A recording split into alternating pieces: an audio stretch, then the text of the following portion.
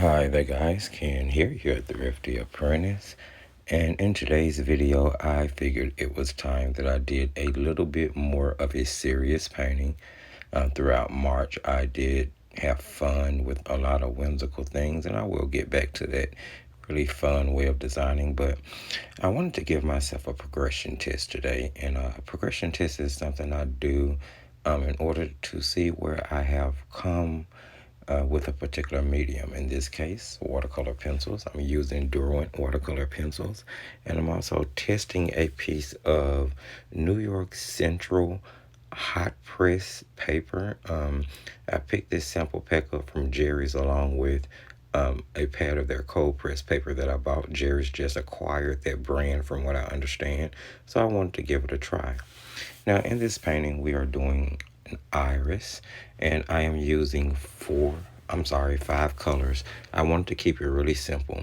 I want to show you how you could do a simple painting and give it a lot of detail, make it look like you put a lot of work and effort into it. So I'm using 2 shades of purple, a light and a dark, and 2 shades of green, a light and a dark. There's grass green and mineral green if you're using the Derwent set, and there's imperial purple and dark violet that I'm using for the actual iris. Now I'm going in and putting a base layer down all over my complete composition, and I'm going to use a water brush to be spreading that out. Now you'll see me use a water brush a lot when I use watercolor pencils for a couple of reasons. One, it has a synthetic head on it, and so the bristles are going to be hard enough to go ahead and push those pencils around. And 2, it has a steady feed of water. This particular brush, slow enough for me to be able to move at a pretty steady rate in order to push the pigment around without actually lifting any of the color off of the paper. Not that I was having that issue with this particular set of pencils. This happens to be the final composition that I'm doing with the Derwent watercolor pencils before I offer my review on it. I've done a few compositions with them now, and I feel like I'm finally ready to, give a pretty valued opinion from my perspective anyway. Now, at this point of the painting, you see me using the Imperial Purple to go in and lay down the base layer on each petal of the iris. So throughout this particular portion of the video, that's what I'm doing. Laying down base colors and just activating that pigment. These pencils are really great with that. It does not take much water at all. And again, I'll state I really enjoy using a water brush, and these particular pencils I feel worked really well with it. Although you can always use a golden Tacline synthetic brush, they work wonders with watercolor pencils. Now in this video, I'm going to be using a couple of different pencil techniques. Some you may have seen me use before, some maybe not. I will be using pencil to paper. I will be using brush to paper from pencil, where I pick the pigment up directly from the pencil lid, being sure to avoid the wood part of my barrel. And you're also going to see me use Scrabble palette, which is where you scribble and scrabble some of the ink out onto either a piece of watercolor paper or whatever surface will take the pencil, and then you would just use your brush to paint from that surface, sort of a makeshift palette. And in this case, I'm just going to be using the tape that I have my composition taped down with. Now, I'm just kind of telling you guys different information now as I go through and activate the base layer. This portion of the video will take a second, and I'll be honest, the entirety of this video was probably about 2 hours because I really took my time with it.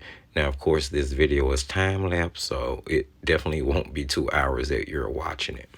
And the funny thing about that is I was watching a video on YouTube the other day, and I ran across a comment where a viewer of this particular content creator was talking about how they were glad that the creator kept the content full time.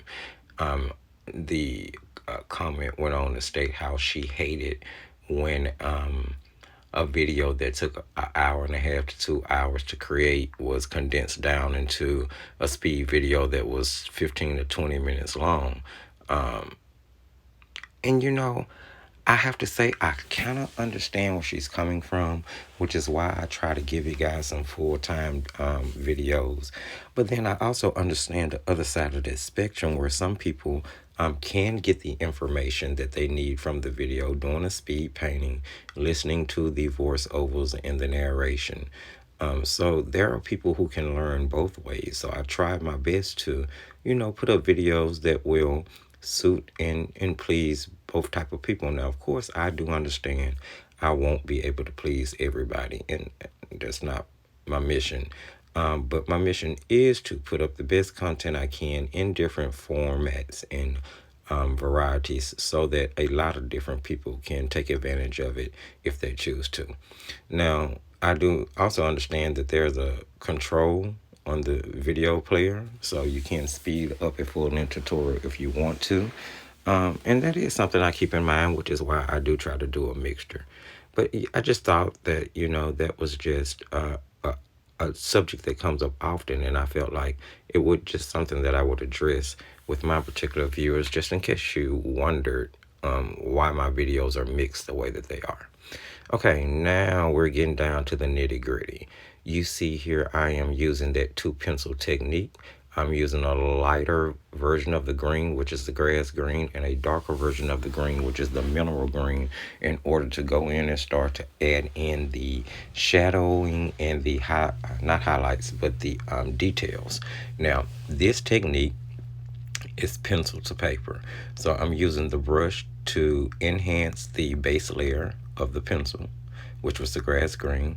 Then I'm actually using the mineral green, the darker, directly on the wet paper in order to add the detail. Now this is instantly going to give you rich, saturated pigment. If your pencil is sharp, it's going to lend to fine detail. But bear this in mind. When you use that technique where you use your pencil directly on wet paper, it is going to mark the paper with a line or a mark that is almost impossible to move. So be sure and be accurate when you use that technique. Make sure that that's where you want to put that line if you use your pencil on wet paper. You will have a little time in some cases to move it, as you will see as I add in the detailing for the actual petals. Now in this case, I've switched over to 3 colors. I'm going to be using my Imperial Purple, which was the base layer. I'm going to be using Dark Violet in order to add in the shadowing and the detail. And then I'm going to use Ultramarine Blue into that Dark Violet in order to deepen, enrichen the saturation of the color. I think that blue and purple are very beautiful together. Ultramarine specifically because it's a purple leaning blue. So they blend together and they make really, really, really beautiful colors, in my opinion. Now here you're seeing another technique where I actually scribble the pencil down onto the masking tape, and I'm using that pigment onto the brush and then transferring it to the composition. Now what that is helping me to achieve is to maintain greater saturation with my pigment color. And you'll see me switch back and forth throughout these different techniques. Here again, I've moved over to pulling the pigment directly from the pencil. Now I'm painting with the pencil on wet paper, which are going to create permanent lines and marks. This is how I add the details into each of the petals. Then I'm going to take that pencil, as you can see there, and I'm enriching the color right around the area where there will be more shadow and more darkness. I'm going to do this around the entirety of the petal until I'm satisfied with that saturation, and then you'll see me go in with the ultramarine blue, as I was explaining earlier, to deepen that shadow color right where those petals would lay over each other, and you would just have more shadow cast. I love these different techniques. I am a huge fan of watercolor pencils. If anybody has been following me for any amount of time, you know it is definitely my favorite medium to use. It's probably the one I feel that I'm the most proficient in. And don't get me wrong, I love, love, love watercolor paints. But I feel like pencils are a wonderful middleman. It is a middleman between drawing and painting.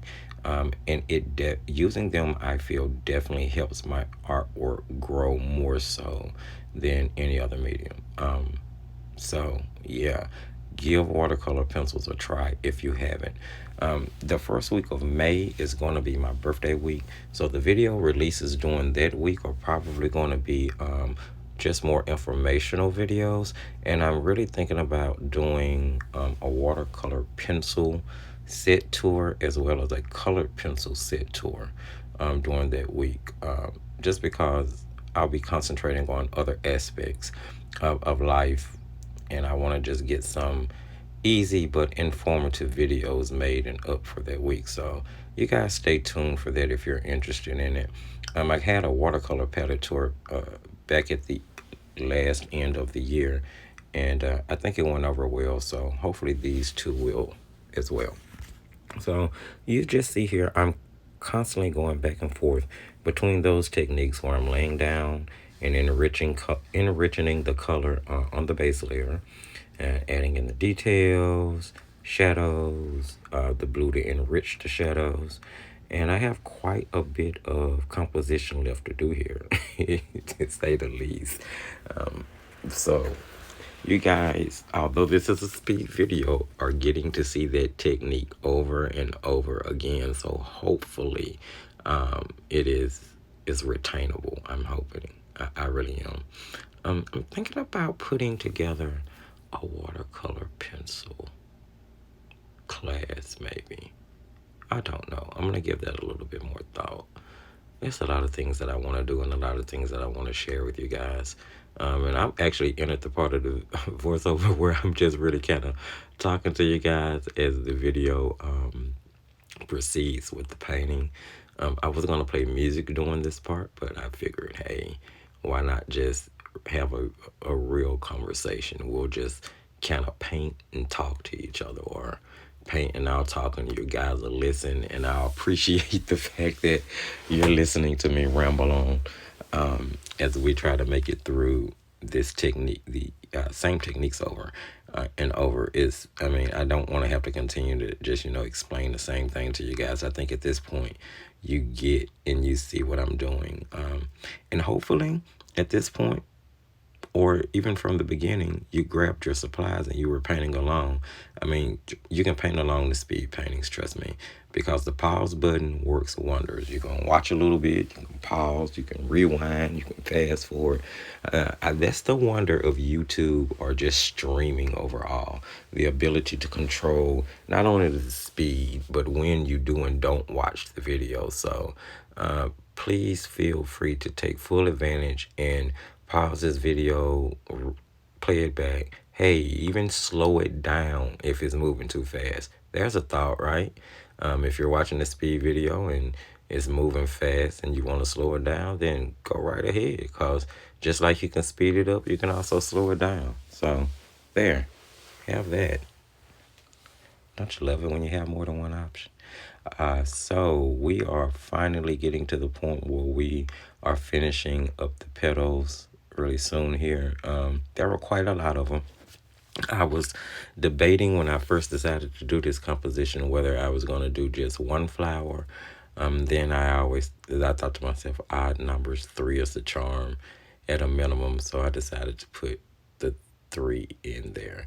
Now these were the actual reference photo used was a drawing, and it's not a image I believed that I had permission to share, which is why I'm not sharing the reference photo. But as far as the actual color and the ideal for how the veining was lined up in each of the petals, that ideal, was taken from several different photos of irises that I found on Unsplash and Pixabay. And I just kind of opened 3 or 4 different irises up on my iPad, and yeah, just kind of went back and forth looking at how the veining in each of those petals were, and trying to just put my own spin on an iris. Now, I've done an iris before on the channel. I believe it was oh goodness, it was back when I was doing testing for the Winsor & Newton Professional paint stick, color sticks, which I do believe are a discontinued product, but I did an iris in a different fashion. Ironically enough, I think it was purple. If I can remember, I will try to link that video just in case you want to see that one, because that video showed you completely different techniques for painting an iris, and I do believe we used a credit card scraper in order to do the detailing in that particular painting. So yeah, I think that'll be a good pair for this particular video. So yeah, I'll definitely try to remember to link that.